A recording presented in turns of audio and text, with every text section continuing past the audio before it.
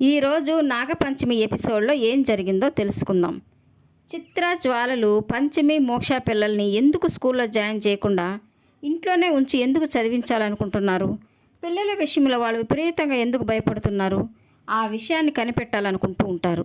పంచమిని పాముగా నిరూపించలేకపోయాం, కనీసం పంచమి పిల్లలనైనా పాములుగా నిరూపించగలిగితే వాళ్ళ ఇంట్లో నుంచి తరిమేసి ఆస్తి మొత్తాన్ని వాళ్లే కొట్టేయాలని ప్లాన్ వేసుకుని ఇక పాల్గొని వైశాలి చేతికి ఉన్న రుద్రాక్షమాల తీసేస్తే మోక్ష, పంచమి ఎలా ప్రవర్తిస్తారు? పిల్లల విషయంలో ఉన్న రహస్యం ఏమిటో బయటపడుతుందని అనుకొని మోక్ష, పంచమి మాట్లాడుకుంటూ ఉండడం చూసి ఈలోగా వైశాలి పాల్గొని చేతికి ఉన్న రుద్రాక్షను తీసివేయాలని వాళ్ళు గది దగ్గరికి వచ్చి, చిత్ర గది బయట కాపలా ఉంటే జ్వాల మాత్రం గది లోపలికి వెళ్ళి పిల్లల చేతికి ఉన్న రుద్రాక్షమాలను తీస్తూ ఉంటుంది. ఇక అంతలో కింద నుంచి పంచమి మెట్లెక్కి తన గదిలోకి రాబోతుండడం చూసిన చిత్ర భయపడిపోయి అలాగా చూస్తూ ఉంటుంది. ఇక పరిగెత్తుకుంటూ గది దగ్గరికి వెళ్ళి జ్వాలని పిలుస్తూ ఉంటుంది.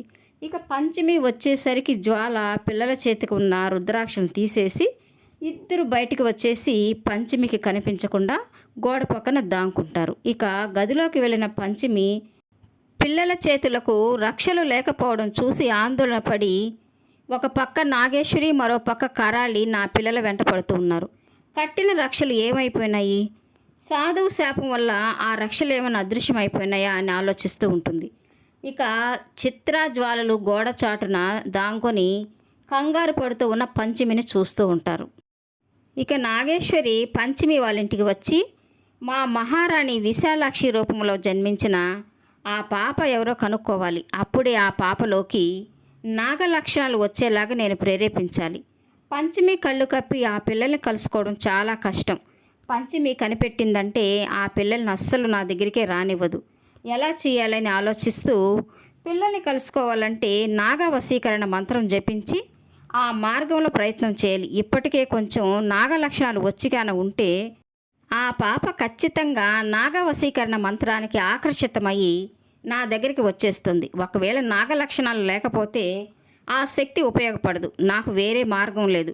ఉన్న ఈ ఒక్క అవకాశాన్ని ఉపయోగించి చూస్తాను. ఆ పాప నాగ లక్షణాల కల్లదైతే ఖచ్చితంగా వెతుక్కుంటూ నా దగ్గరకు వస్తుంది. నేను ఆ పాపని మచ్చిక చేసుకొని నాగలోకం తీసుకువెళ్ళిపోవాలనుకొని అక్కడే కూర్చొని నాగ వశీకరణ మంత్రాన్ని జపిస్తూ ఉంటుంది. ఇక పంచమి ఆందోళనగా ఉండడం చూసి వైదేహి బామ్మ ఎందుకు అలా ఉన్నావని తను అడుగుతూ ఉంటారు. మోక్ష బాబు పని మీద బయటికి వెళ్ళారు అత్తయ్య, నాకు ఇక్కడ ఉండడం భయంగా ఉంది ఎందుకని అడుగుతూ ఉన్న బామ్మతో, పిల్లల చేతులకి కట్టిన రక్షలు కనిపించడం లేదు అత్తయ్య అని తన కంగారు పడుతూ చెప్తూ ఉండడం చూసి ఇక వైదేహి కూడా అంటూ ఉంటుంది, అవి ఎక్కడికి పోతాయి పంచమి, పిల్లలు ఆడుకుంటూ ఎక్కడో పడేసి ఉంటారులే, వెళ్ళి వెతికితే అవే కనిపిస్తాయి అని తను చెప్తూ ఉంటే, ఇక లేదత్తయ్య అవెవరో కావాలని తీసినట్టున్నారు అని తను అంటూ ఉంటుంది. ఇక జ్వాలా, చిత్రలు అవి ఎత్తుకెళ్ళడానికి అవేమైనా బంగారమా ఇంకేమైనానా అంటూ ఉన్న చిత్ర జ్వాలలతో, అవును బంగారం కంటే ఎక్కువే, మా పిల్లలకు రక్షణ కవచంలాగా కట్టాను, ఎవరైనా తీసింటే ఇచ్చేయండి అని తను అంటూ ఉంటుంది. ఇక వైదేహి కూడా పోనీలే పంచమి, అలాంటి మాలలు కావాలంటే నీకు నేను తెచ్చిస్తాను అని అంటూ ఉంటుంది. లేదత్తయ్య ఆ మాలల్లో ఉన్న శక్తి మీరు తీసుకొచ్చే మాలల్లో ఉండదు, పిల్లలకి రక్షణ కవచంలాగా ఉంటుందని నేను శివయ్య మాలలు కట్టాను అని తను చెప్తూ ఉంటుంది.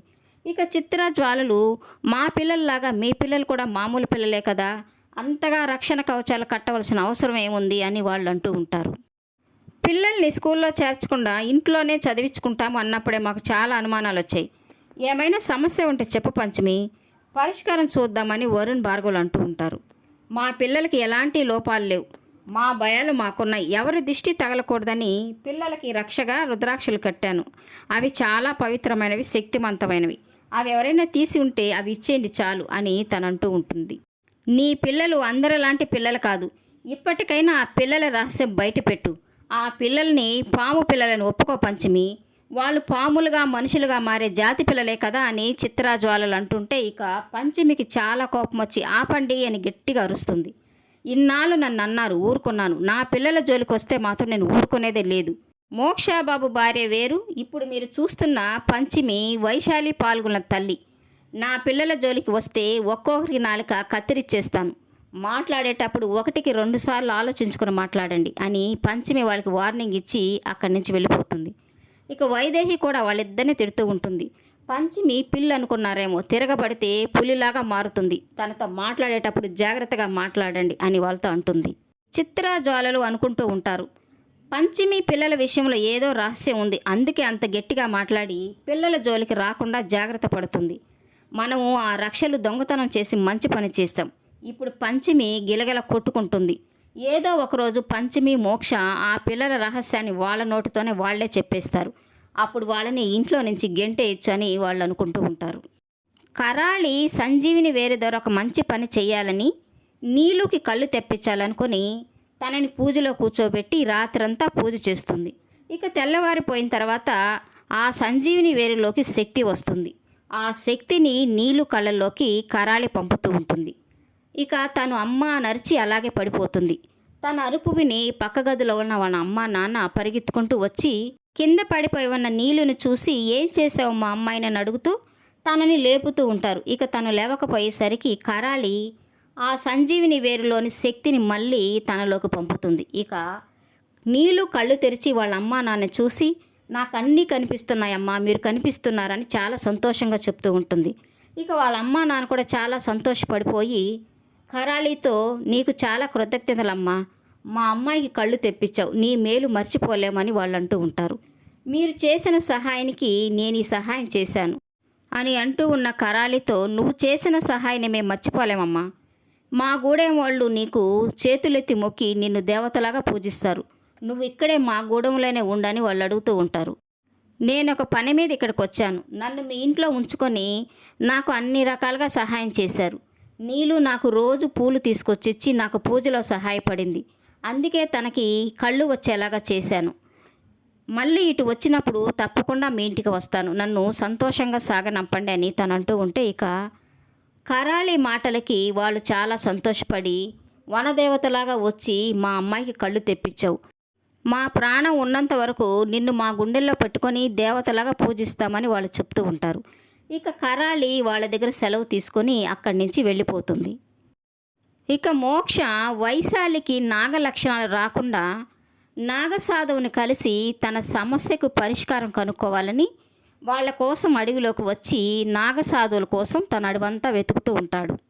నాగేశ్వరి నాగవశీకరణ మంత్రం ద్వారా వైశాలిని ఆకర్షించి తనని నాగలోకం తీసుకెళ్లాలని ప్రయత్నం చేస్తూ ఉంటే మరొక పక్క కరాళి సంజీవిని వేరు ద్వారా ఒక మంచి పని చేసి తిరిగి ఆ వేరులోకి శక్తిని రప్పించి పంచమి పిల్లలపై పగ తీర్చుకోవడానికి బయలుదేరుతుంది. ఇక వాళ్ళిద్దరూ వైశాలిని ఏం చేస్తారో జరగబోయే ఎపిసోడ్లో తెలుసుకుందాం. ఈ వీడియో నచ్చినట్లయితే లైక్ చేయండి, సబ్స్క్రైబ్ చేయండి. ఈ సీరియల్పై మీ అభిప్రాయాన్ని కామెంట్ సెక్షన్లో మెన్షన్ చేయండి. Thank you for watching.